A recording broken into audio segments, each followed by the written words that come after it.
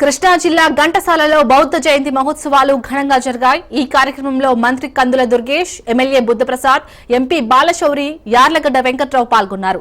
బుద్ధుని చరిత్ర మానవ జీవన విధానానికి ఎంతో ఆదర్శమని మంత్రి కందుల దుర్గేష్ అన్నారు। బుద్ధుని ఆశయాలు ఇతర దేశాలలో కూడా పాటిస్తున్నారన్నారు।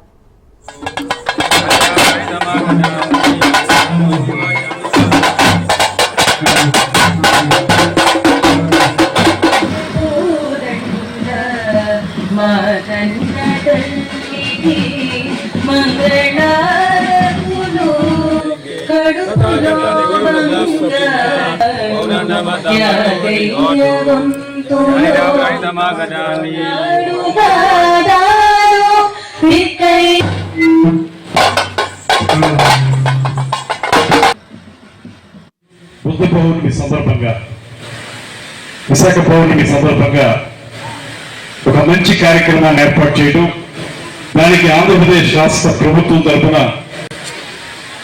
ముఖ్యమంత్రి చంద్రబాబు నాయుడు గారు, ఉప ముఖ్యమంత్రి పవన్ కళ్యాణ్ గారు ఆశీస్సులు అందజేయటం, తద్వారా ఒక రాష్ట్ర స్థాయి కార్యక్రమంగా ఇవాళ ఇక్కడ ఈ కార్యక్రమాన్ని ఏర్పాటు చేసుకోవడం, అందులో బౌద్ధ భిక్షువులు వారందరూ కూడా పాల్గొని మనకి సరైనటువంటి సందేశం ఇవ్వటం, ఇవన్నీ కూడా ఇప్పుడు చాలా అద్భుతమైనటువంటి కార్యక్రమాలుగా రూపుదిద్దుకున్నాయనేటువంటి మాటను నేను ప్రస్ఫుటంగా నమ్ముతున్నాను। ఒక పక్కన ఆ స్తూపం క్రీస్తు పూర్వం 2-3 శతాబ్దాల్లో ఆ మధ్యకాలంలో ఉన్నటువంటి స్తూపం, ఇవాళ ఆ స్తూపం పక్కన మనం ఈ సమావేశాన్ని ఏర్పాటు చేసుకుంటాం। ఈ వేదిక నుంచి మనం కూడా చెప్తున్నాం, మనం భారతదేశానికి చెందినటువంటి మనందరం కూడా శాంతికి అనుకున్నాం।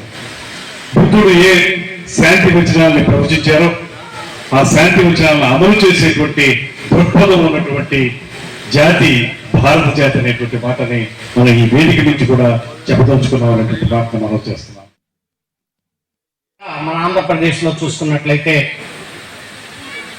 ఘంటసాల, అలాగే నాగార్జునకొండ, మరి అమరావతి అనేకమైనటువంటి ముఖ్యమైనటువంటి వాటిల్లో మన ఘంటసాల కూడా ఒక ప్రముఖమైనటువంటి ప్రదేశం।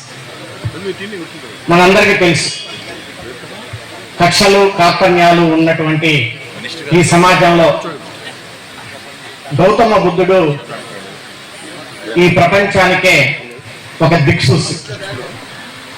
సమాజంలో ప్రజల యొక్క మనుగడ ఏ రకంగా ఉండాలి, శాంతిని ఏ రకంగా నెలకొల్పాలి అనేటువంటి దాని మీద అన్నిటినీ కూడా ఆయన వదిలిపెట్టి ప్రజలు ఏ రకంగా సుఖశాంతులతో ఉండాలి, సామాన్య జీవితంతో ఏ రకంగా గడపాలి అని మనకి చక్కటి ఉదాహరణ గౌతమ బుద్ధుడు।